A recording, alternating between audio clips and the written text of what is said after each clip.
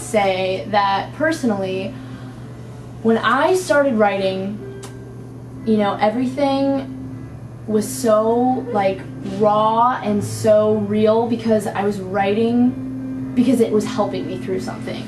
You know, I started writing when I was 15 because I needed to get something out, you know, that I couldn't get out in any other way, and I think that's why a lot of writers write, because it's just therapeutic and it's artistic for them. It's such a true voice. It's always the truth. It knows more than you do usually. Oh, it's so true. Your songs are smarter than you are. So true, and it lets you be vulnerable and everything. Yeah. And so then, you know, you get to a point in your career where you find out enough about the business that you realize that everyone's looking for hit songs, and that, you know, you got to pay for gas in your car, and you start to kind of wonder, like, oh, is this song good enough? It's gotta, but this, I don't know if this is on the radio, and then you're thinking something, you start formulating it, and you have to keep that out of it, and that's what I have to tell myself over and over again every day, is that you have to just write what you write, and don't try and be something, you know, sometimes, like, I always wish, like, my stuff came out sounding like Tori Amos or, like, York, and it was really, like, quirky and, like, very, you know, indie, but it's like, I write what I write, you know, I write, you know, mainstream songs that have, you know, heartfelt lyrics, but that also are pretty pop, and you know what, like, I just have to embrace that and write what I'm hearing and write what's really, like, on my mind and what's really, you know, I'm going through at the time, because once you start thinking about it and doing it for someone else or doing it for the wrong reasons, or because you're under pressure and you're scared that you're not going to ever write another good song, you're never going to get any more inspiration. Like, I just try and let myself totally detach from the whole business aspect and say, you know what, like, the right thing will happen. I'm writing because I love it, and, you know. Unless you write, what's the song? I'm Not Gonna Write You a Love Song? Oh, right. Sarah. Yeah, exactly. I mean, how amazing was that? So but awesome. You know what? But it came from a true place. That's the great example. example. She was pissed off. She was pissed. Doing what you just said. I'm not going to formulate. That's what I love about that song. It's so cool because she's just saying, like, I'm not going to sit down and try to, you know, fabricate something, because fabricated stuff, people know when it's forced, you know, and so that would be my advice, is, and my advice also is just to keep doing it, because I mean, you know, we've known each other for years now, and I mean, when I was in high school, never stopped. You've always, I was showcasing, and you're gonna have people tell you, I mean, I'm from Cleveland, I'm a suburban girl, and I don't have a crazy sob story about growing up in the subways, and I had labels telling me, the nice girl thing doesn't work, you know what? You're not in rehab. Your mom and dad are cokeheads. Like, I mean, I really had people telling me this stuff, and they said, we don't see a gimmick, you know, and I said, but did you listen to the demo I sent you? Well, you know, and so, that's interesting. You know what? Tons of people are probably not going to like it, but it's like, tons of people are, you know, and you just have to find the people who are just as passionate about what you do as you are. Great content is great content. It's true. Whatever channels through you, or whether it channels through Amy, you know, whatever. Yeah, it's so true, and you just have to, you can't get discouraged, and it's like, it's a hard thing, you know, it's so much easier said than done. I still do all the time, everybody does, but that's my biggest thing, is like, don't let it get to your head, and don't be business minded about songwriting. It's so artistic, and you know, and just keep doing it, because people are gonna get it. Someone's gonna get it, you know, eventually. Everybody, you have to persevere, you know. And what are your plans for the, I know you're growing and exploding, but what would you love to do in the next couple of years? Where do you see yourself going? You know, it's hard to say, because, you know, obviously it's such a, like, the clothing line with the purses. Oh, right, yeah.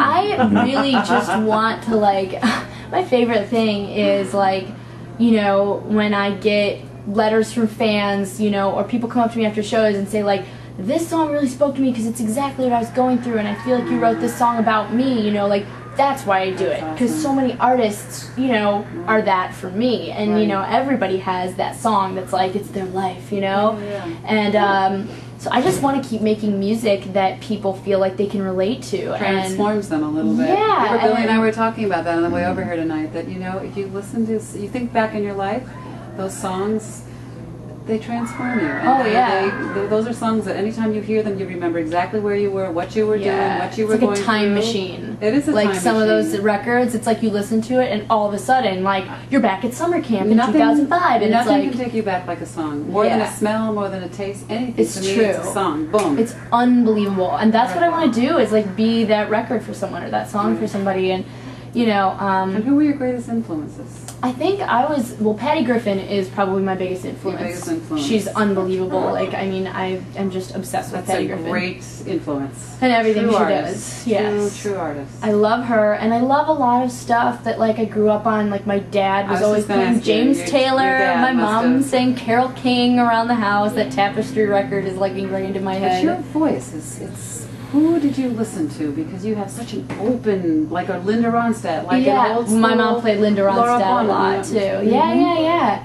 And you know, but Patty Griffin was, like I said, probably my biggest influence, and she's got, oh my God, her voice is just like, whew, you know. So, but yeah, Linda Ronstadt definitely was on around the house when I was a kid. There'll be people who are watching this who will not know who that is. Check it out, I swear it's awesome. She's right, but maybe with the internet that's not true. That's true, maybe. You know, maybe there's hope. So, people still know who Led Zeppelin is. And I know, it's all good. It's surviving. So one more question and then we are done, but how much more of the tour do you have left? This tour goes till October 5th, so we've still got a good while, and you're back to school? So excited. Well, I'm in school this whole time. Like, You are? Oh yeah, this is what this go is on online? my computer and like, yeah.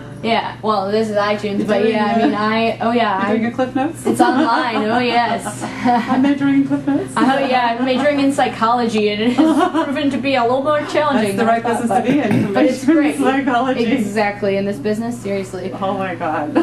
Who's on your iPod list? Well, I just downloaded the Jacob Dylan record, which is amazing. Really like it. You heard it from her first. Really like it. That's awesome. I'm really into.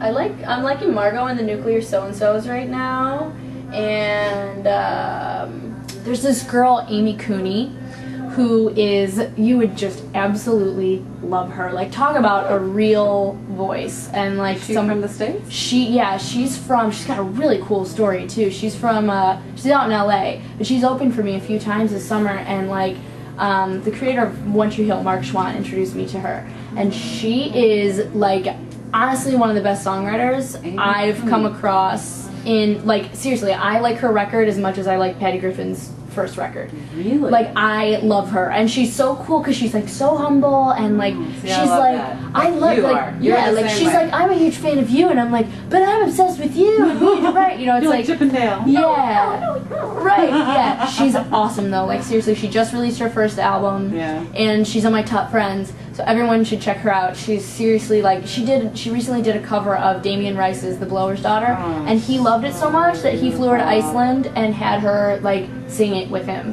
Damien Rice. Like, dude. That's beautiful. Yeah, she's awesome. Is so it I'm C obsessed. or a K? K. K-U-N-E-Y. K-U-N-E-Y? Yeah. Thank you. She is so good. It's like, oh my God, I can't This is the great thing about why the circle is called the circle, is because you give back. Whatever happens to you, we believe, other writers, and we all try to give back. And one thing that's so great is that now Kate's told us about somebody else amazing, and she'll tell that and share that with you, and it keeps the good karma going round and round. Yes, absolutely. Kate, thank you so much. It's so good to be back and talking and hanging out and stuff.